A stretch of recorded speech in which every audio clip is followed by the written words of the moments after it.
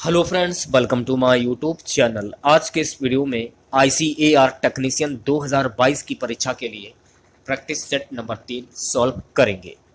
एक क्वेश्चन के लिए आपको 2 से 3 सेकंड का समय दिया जाएगा। 2 से 3 सेकंड के बाद मैं आंसर क्लियर कर दूंगा। आज के इस वीडियो की पीडीएफ फाइल आप हमारे टेलीग्राम ग्रुप से प्राप्त कर सकते हैं। टेलीग्राम ग्रुप का लिंक जो है वीडियो के डिस्क्रिप्शन में दिया गया है। तो वीडियो को ज़्यादा से ज़्यादा लाइक करें आप लोग। पहला क्वेश्चन, प्रधानमंत्री नरेंद्र मोदी ने हाल ही में वर्ष 2022 से कब प्रतिवर्ष वीर बाल दिवस मनाए जाने की घोषणा की है?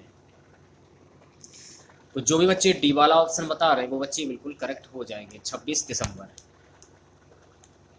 प्रधानमंत्री नरेंद्र मोदी ने घोषणा की है कि 26 दिसंबर को वीर बाल दिवस के रूप में मनाया जाएगा। यह दिन साहिबजादों यानी गुरु गोविंद सिंह के चारों पुत्रों को श्रद्धांजलि देने के लिए मनाया जाएगा। तो इस क्वेश्चन से आप लोगों को इतनी जानकारी प्राप्त हो जाती है। अगला क्वेश्चन, लीजेंड्स लीग क्रिकेट ने हाल ही में किस महिला क्रिकेट को ऑल वुमेन मैच आधिकारिक टीम का एम्बेसडर नामित किया है?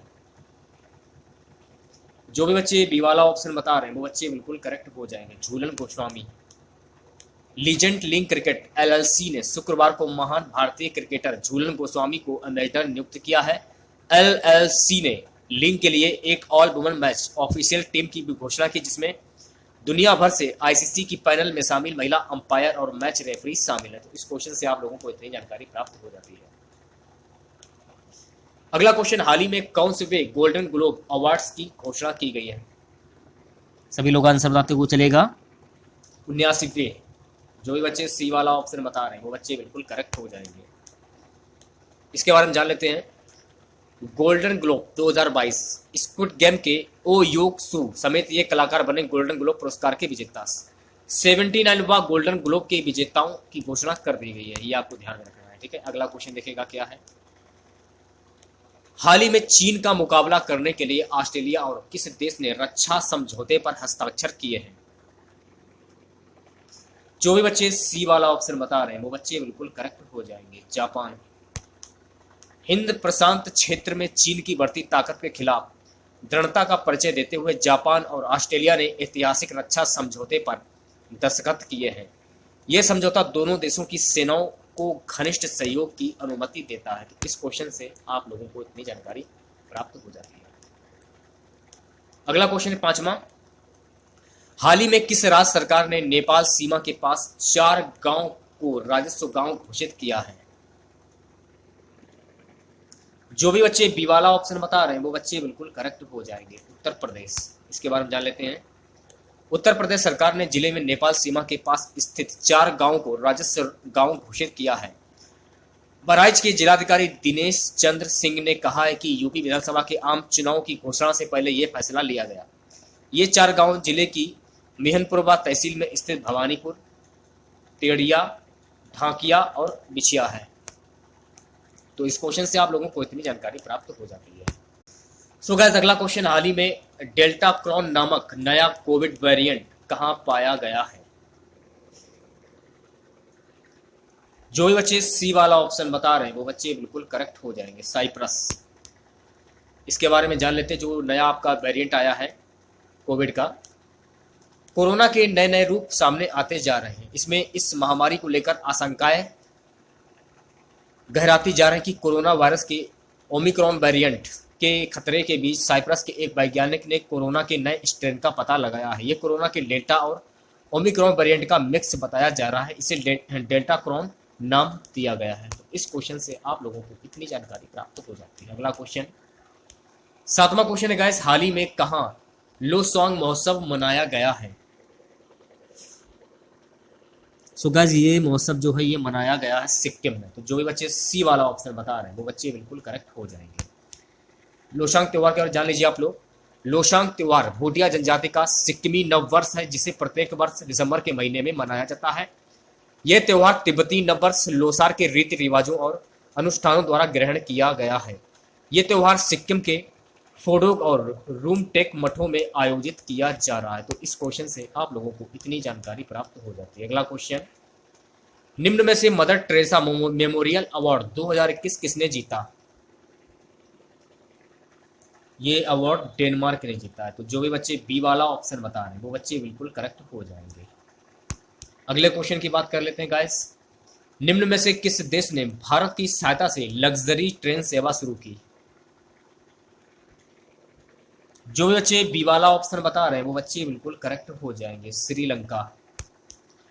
10वां क्वेश्चन, सिडनी में स्पेन को हराकर एटीपी टेनिस कप किसने जीता? जो भी बच्चे बी वाला ऑप्शन बता रहे हैं वो बच्चे बिल्कुल करेक्ट हो जाएंगे, कनाडा। सिडनी 3 जनवरी, एमपी, स्पेन और पोलैंड ने एटीपी कप टेनिस प्रतियोगिता में अपना शानदार प्रदर्शन जारी रखते हुए सोमवार को यहां लगातार दूसरी जीत दर्ज की। रॉबर्टो बाटिस्टा आंगुट ने कैस्पर रूड को 6-4, 7-6, 4 से हराकर स्पेन को नॉर्वे पर 2-0 से अजय बढ़त दिलाई। तो इस क्वेश्चन से आप लोगों को इतनी जानकारी प्राप्त हो जाती है। नेक्स्ट क्वेश्चन है गाइस, प्राकृतिक चयन का सिद्धांत किसने दिया है? प्राकृतिक चयन का सिद्धांत किसने दिया है? तो प्राकृतिक चयन का सिद्धांत डार्विन ने दिया है। तो जो भी बच्चे सी वाला ऑप्शन बता रहे हैं वो बच्चे बिल्कुल करेक्ट हो जाएंगे। 12वां क्वेश्चन है गाइस, प्रकृति में पाया जाने वाला सबसे महत्वपूर्ण अजैविक संसाधन निम्न में से कौन सा है? प्रकृति में पाया जाने वाला सबसे महत्वपूर्ण अजैविक संसाधन निम्न में से कौन सा है? तो जो भी बच्चे ए वाला ऑप्शन बता रहे हैं वो बच्चे बिल्कुल करेक्ट हो जाएंगे, जल। इसके बारे में जान लेते हैं। प्राकृतिक वर्ण ही क्रम विकास सिमुलेशन की प्रमुख कार्यविधि है। चार्ल्स डार्विन ने इसकी नींव रखी और इसका प्रचार प्रसार किया। यह तंत्र विशेष रूप से इसलिए महत्वपूर्ण है क्योंकि यह एक प्रजाति को पर्यावरण के लिए अनुकूल बनने में सहायता करता है। तो इस क्वेश्चन से आप लोगों को इतनी जानकारी प्राप्त हो जाती है। अगला क्वेश्चन, 200 सेंटीमीटर से अधिक वार्षिक वर्षा वाले क्षेत्र को क्या कहते हैं? नम क्षेत्र कहते हैं। ऑप्शन ए जो बच्चे बता रहे हैं वो बच्चे बिल्कुल करेक्ट हो जाएंगे। यह वार्षिक वर्षा की मात्रा 200 सेंटीमीटर से अधिक होती है। विश्व की सर्वाधिक वर्षा वाले स्थान मानेसराम तथा चेरापूंजी मेघालय में स्थित है। अगला क्वेश्चन, चिपको आंदोलन के अग्रणी नेता कौन थे? सुंदरलाल भोगड़ा। जो भी बच्चे ए वाला ऑप्शन बता रहे हैं वो बच्चे बिल्कुल करेक्ट हो जाएंगे। चिपको आंदोलन से संबंधित कुछ चीजें जान लेते हैं। आज से करीब 45 साल पहले उत्तराखंड में एक आंदोलन की शुरुआत हुई थी जिसे नाम दिया गया था चिपको आंदोलन। इस आंदोलन की चंडी प्रसाद भट्ट और गौरा देवी की ओर से की गई थी। भारत के प्रसिद्ध सुंदरलाल बहुगुणा ने आगे इसका नेतृत्व किया था। तो इस क्वेश्चन से आप लोगों को इतनी जानकारी प्राप्त हो जाती है। अगला क्वेश्चन, नेक्स्ट क्वेश्चन है गाइस, कोलीफॉर्म मनुष्य के शरीर में कहां पाया जाता है? तो ये पाया जाता है आंत में।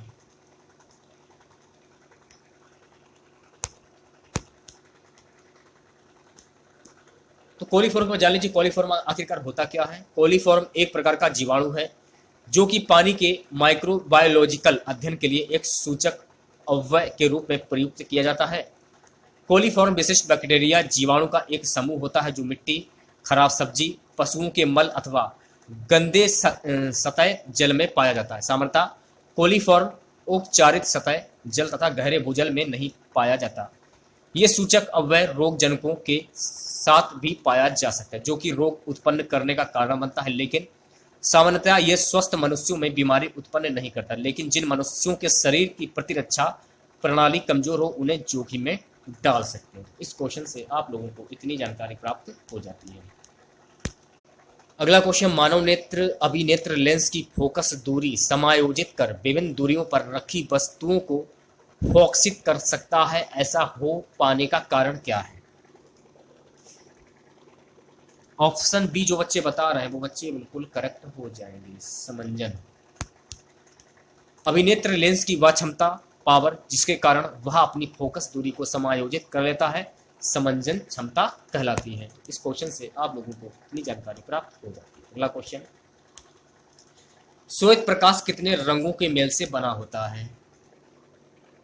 श्वेत प्रकाश कुल 7 रंगों से बना होता है। तो डी वाला जो ऑप्शन है आपका बिल्कुल करेक्ट हो जाएगा।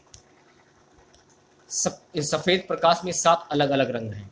श्वेत प्रकाश प्रत्यक्ष प्रकार के सभी रंगों को मिलाने पर बनता है। श्वेत वर्ण तकनीकी दृष्टि से कोई रंग नहीं है क्योंकि इसमें ह्यू नहीं है। अगला क्वेश्चन, नेत्र लेंस की फोकस दूरी कम हो जाने से कौन सा दृष्टि दोष होता है? निकट दृष्टि दोष। ऑप्शन ए जो बच्चे बता रहे हैं वो बच्चे बिल्कुल करेक्ट हो जाएंगे। डॉक्टरों की भाषा में इसे मायोपिया रोग कहते हैं। दृष्टि दोष के प्रमुख कारण नेत्र लेंस की वक्रता बढ़ जाने से उसकी फोकस दूरी कम हो जाना ऐसा नेत्र की मांसपेशियों में शिथिलता के कारण होता है। अगला क्वेश्चन है गाइस, मानव नेत्र जिस भाग पर किसी वस्तु का प्रतिबिंब बनाते हैं वह है। तो जो भी बच्चे डी वाला ऑप्शन बता रहे हैं वो बच्चे बिल्कुल करेक्ट हो जाएंगे। दृष्टिपटल नेत्र गोलक की तीसरी तथा भीतरी सतह दृष्टिपटल होती है। 20वां क्वेश्चन है गाइस, अभिनेत्र लेंस की फोकस दूरी में परिवर्तन किया जाता है। जो भी बच्चे डी वाला ऑप्शन बता रहे हैं वो बच्चे बिल्कुल करेक्ट हो जाएंगे। पक्षमावी पेशियों द्वारा, पुतली द्वारा, दीर्घ पटेल द्वारा, पक्षमावी द्वारा। गाइस अगला क्वेश्चन देखिएगा, फ्रांस की महिलाओं को मताधिकार कब प्राप्त हुआ था, किस सन में। जो भी बच्चे बी वाला ऑप्शन बता रहे हैं वो बच्चे बिल्कुल करेक्ट हो जाएंगे। अब देखिए इसमें ऑप्शन में 1945 दिया है। जब मैंने इस क्वेश्चन को छांटा तो उसमें दिया है कि फ्रांस में 21 अप्रैल 1944 को महिलाओं को वोट करने का अधिकार दिया गया है। अगर ऑप्शन में 1944 हो तो आप 1944 करिए, अगर 1945 है तो 1945 कर सकते हैं आप लोग, ठीक है। नेपोलियन बोनापार्ट फ्रांस का सम्राट कब बना। तो जो भी बच्चे सी वाला ऑप्शन बता रहे हैं वो बच्चे बिल्कुल करेक्ट हो जाएंगे। 1804 नेपोलियन बोनापार्ट 15 अगस्त 1769, 5 मई 1821। जन्म नाम नेपोलियन दी बोनापार्ट। फ्रांस की क्रांति में सेनापति 11 नवंबर 1799 से 18 मई 1804 तक प्रथम काउंसिल के रूप में शासक और 18 मई 1804 से 6 अप्रैल 1804 तक नेपोलियन के नाम से सम्राट रहा। वह पुनः 20 मार्च 22 जून 1815 में सम्राट बना। 23वां क्वेश्चन है गाइस, 19वीं सदी को कौन सा युग कहा जाता है। तो जो भी बच्चे सी वाला ऑप्शन बता रहे हैं वो बच्चे बिल्कुल करेक्ट हो जाएंगे, समाजवाद का युग। अगला क्वेश्चन, जर्मनी के एकीकरण में बिस्मार्क ने कौन सी नीति अपनाई। ऑप्शन बी जो बच्चे बता रहे हैं वो बच्चे बिल्कुल करेक्ट हो जाएंगे, लौह और रक्त की नीति। जर्मनी के इतिहास में अद्वितीय स्थान प्राप्त है। उसने जर्मनी के एकीकरण के लिए रक्त तथा लौह की नीति अपनाई। तो इस क्वेश्चन से आप लोगों को इतनी जानकारी प्राप्त हो जाती है। अगला क्वेश्चन, इंग्लैंड में क्रांति कब हुई थी। सो गाइस इंग्लैंड में क्रांति हुई थी 1688 ईस्वी। तो जो भी बच्चे बी वाला ऑप्शन बता रहे हैं वो बच्चे बिल्कुल करेक्ट हो जाएंगे। इंग्लैंड के जेम्स द्वितीय द्वारा संसदीय सर्वोपद्धा को चुनौती देने के फलस्वरूप इंग्लैंड राज्य में 1688 ईस्वी में क्रांति हुई थी। राजा जेम्स द्वितीय को अपनी पत्नी एनी समेत अपने नरकुंस शासन संसद की अवहेलना करने तथा प्रोटेस्टेंट धर्म विरोधी नीति के कारण गद्दी छोड़नी पड़ी थी। तो इस क्वेश्चन से आप लोगों को इतनी जानकारी प्राप्त हो जाती है। सो गाइस अगला क्वेश्चन है, कार्य और ऊर्जा की इकाई क्या है। तो कार्य और ऊर्जा की इकाई है जूल। तो जो भी बच्चे ए वाला ऑप्शन बता रहे हैं वो बच्चे बिल्कुल करेक्ट हो जाएंगे। इसके बारे में जान लेते हैं। अंतरराष्ट्रीय इकाई प्रणाली के अंतर्गत ऊर्जा या कार्य की एक व्युत्पन्न इकाई है। एक जूल एक न्यूटन बल को बल की दिशा में 1 मीटर दूरी तक लगाने में या फिर 1 एम्पियर की विद्युत धारा को 1 ओम के प्रतिरोध से 1 सेकंड तक गुजारने में व्यय हुई ऊर्जा या किए गए कार्य के बराबर होता है। तो इस क्वेश्चन से आप लोगों को इतनी जानकारी प्राप्त हो जाती है। अगला क्वेश्चन, निम्न में से कौन गुण सूत्रों के खोज करता है। ऑप्शन ए जो बच्चे बता रहे हैं वो बच्चे बिल्कुल करेक्ट हो जाएंगे, कार्ल विल्हेम वान नेगेली। तो कार्ल विल्हेम वान नेगेली के बारे में जान लीजिए। 26 या 27 मार्च 1817 से 10 मई 1891 एक स्विस वनस्पति शास्त्री। उन्होंने कोशिका विभाजन और परागण का अध्ययन किया, लेकिन उस व्यक्ति के रूप में जाना जाता है जिसने आनुवंशिकी पर आगे के काम से ग्रेगोर मेंडल को हतोत्साहित किया। उन्होंने प्राकृतिक चयन को विकास के एक तंत्र के रूप में खारिज कर दिया। ऑर्थोजेनेसिस को एक आंतरिक पूर्ण सिद्धांत द्वारा संचालित किया। तो इस क्वेश्चन से आप लोगों को इतनी जानकारी प्राप्त हो जाती है। अगला क्वेश्चन है गाइस, वायुमंडलीय दबाव किसके द्वारा मापा जाता है। तो वायुमंडलीय दबाव जो है ये किसके द्वारा मापा जाता है, ये मापा जाता है बैरोमीटर के द्वारा। तो जो भी बच्चे सी वाला ऑप्शन बता रहे हैं वो बच्चे बिल्कुल करेक्ट हो जाएंगे। वायुमंडलीय दबाव आखिर होता क्या है इसके बारे में जान लीजिए विस्तार पूर्वक आप लोग। वायुमंडलीय दबाव पृथ्वी के वायुमंडल में किसी सतह की एक इकाई पर उससे ऊपर की हवा के वजन द्वारा लगाया गया बल है। अधिकांश परिस्थितियों में वायुमंडलीय दबाव का लगभग सही अनुमान मापन बिंदु पर उसके ऊपर वाली हवा के वजन द्वारा लगाया जाता है। कम दबाव वाले क्षेत्रों में उन स्थानों के ऊपर वायुमंडलीय द्रव्यमान कम होता है, जबकि अधिक दबाव वाले क्षेत्रों में उन स्थानों के ऊपर अधिक वायुमंडलीय द्रव्यमान होता है।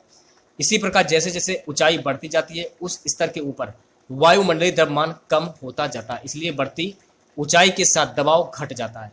समुद्र तल से वायुमंडल के शीर्ष तक 1 वर्ग 1 इंच अनुप्रस्थ काट वाले हवा के स्तंभ का वजन 6.3 किलोग्राम होता है और 1 वर्ग सेंटीमीटर अनुप्रस्थ काट वाले वायु स्तंभ का वजन 1 किलोग्राम से कुछ अधिक होता है। तो इस क्वेश्चन से आप लोगों को इतनी जानकारी प्राप्त हो जाती है। अगला क्वेश्चन, भारतीय संविधान में किस वर्ष पहली बार संशोधन किया गया था? तो जो भी बच्चे बी वाला ऑप्शन बता रहे हैं वो बच्चे बिल्कुल करेक्ट हो जाएंगे। 1951 पहला संविधान संशोधन अधिनियम 1951। इस संविधान संशोधन अधिनियम द्वारा अनुच्छेद 15, 19, 85, 87, 174, 176, 314, 342, 374, 376 में संशोधन किए गए तथा 2 नए अनुच्छेद 31 का तथा 31 खा जोड़े गए और 9वीं अनुसूची को भी संविधान में जोड़ा गया। तो इस क्वेश्चन से आप लोगों को इतनी जानकारी प्राप्त हो जाती है। अगला क्वेश्चन, हर्षवर्धन के शासनकाल के दौरान सबसे बड़ा बौद्ध मठ किस जगह स्थापित किया गया था? जो भी बच्चे सी वाला ऑप्शन बता रहे हैं वो बच्चे बिल्कुल करेक्ट हो जाएंगे, नालंदा। इसके बारे में जान लेते हैं।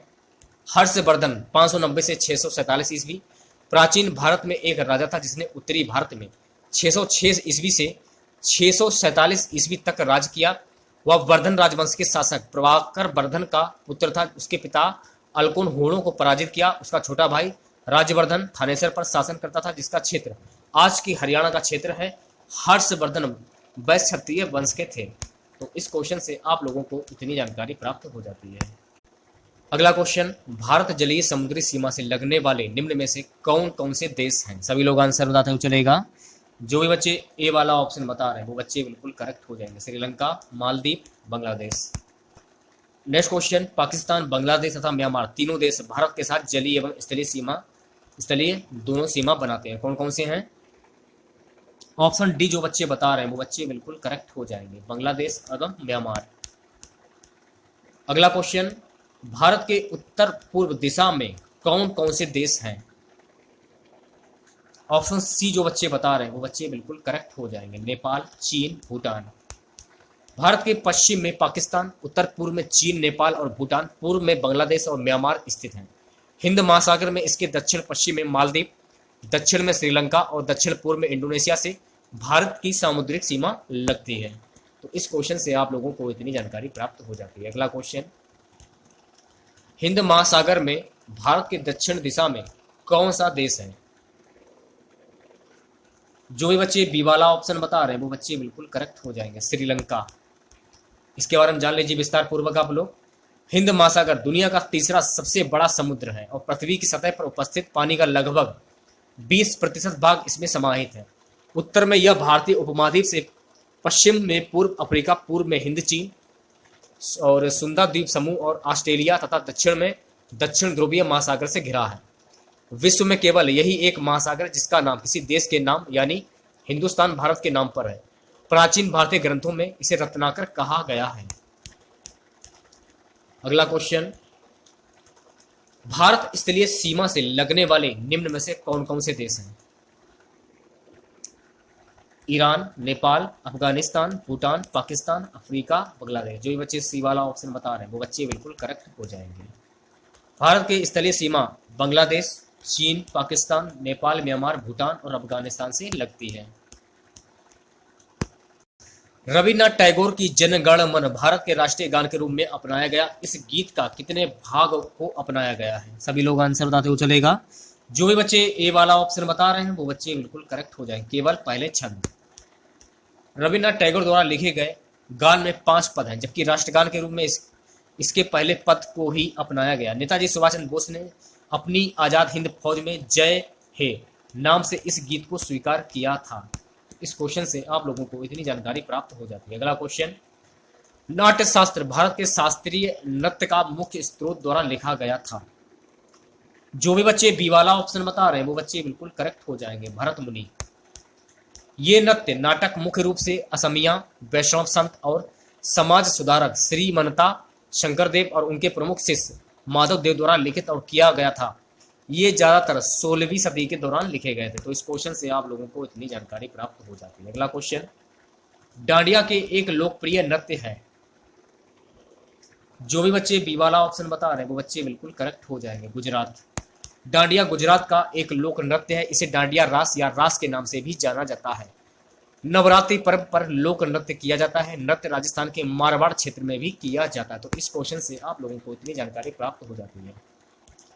अगला क्वेश्चन, शब्द सत्यमेव जयते के नीचे भारत के प्रतीक के बेस प्लेट से लिया गया है। मुंडकोपनिषद। जो बच्चे सी वाला ऑप्शन बता रहे हैं वो बच्चे बिल्कुल करेक्ट हो जाएंगे। भारत की प्रतीक चिन्ह की बेस प्लेट के नीचे अंकित शब्द जो है, यह स्तंभ सारनाथ में आज भी खड़ा है और प्रतिमा सारनाथ के संग्रहालय में रखी गई। इन चारों शेरों के नीचे एक घेरे में एक हाथी, एक घोड़ा और एक नंदी है। इसके बीच में धर्म चक्र है। तो इस क्वेश्चन से आप लोगों को इतनी जानकारी प्राप्त हो जाती है। आज का हमारा सबसे लास्ट क्वेश्चन रहेगा, गांधी जी को महात्मा किसने कहा। तो जो भी बच्चे बी वाला ऑप्शन बता रहे हैं वो बच्चे बिल्कुल करेक्ट हो जाएंगे, रविन्द्रनाथ टैगोर ने। महात्मा शब्द संस्कृत से लिया गया है। इस शब्द का मतलब होता है महान आत्मा। गांधी जी को पहली बार कवि रविन्द्रनाथ टैगोर ने महात्मा शब्द से संबोधित किया। हालांकि कुछ इतिहासकारों का मानना है कि गांधी जी को सबसे पहली बार 1915 में राजबैग जीवन राम कालिदास ने उन्हें महात्मा कहकर संबोधित किया। तो इस क्वेश्चन से आप लोगों को इतनी जानकारी प्राप्त हो जाती है। तो आज के इस वीडियो में बस इतना ही। आशा करते हैं आज का वीडियो आप लोगों को पसंद आया होगा। वीडियो अच्छा लगे वीडियो को लाइक और शेयर जरूर करें। चैनल पर नए हैं तो चैनल को सब्सक्राइब कर लें। पास ही में आपके बेल आइकन होगा उसको भी दबा लें। इससे आने वाली नए वीडियो की नोटिफिकेशन आप सभी लोगों तक आसानी से पहुंच जाएगी। आज के इस वीडियो की पीडीएफ फाइल आप हमारे टेलीग्राम ग्रुप से प्राप्त कर सकते हैं। टेलीग्राम ग्रुप का लिंक जो है वीडियो के डिस्क्रिप्शन में दिया गया है। वीडियो को ज्यादा से ज्यादा लाइक करें आप लोग। तो मिलते हैं नेक्स्ट वीडियो के साथ। जय हिंद, जय भारत।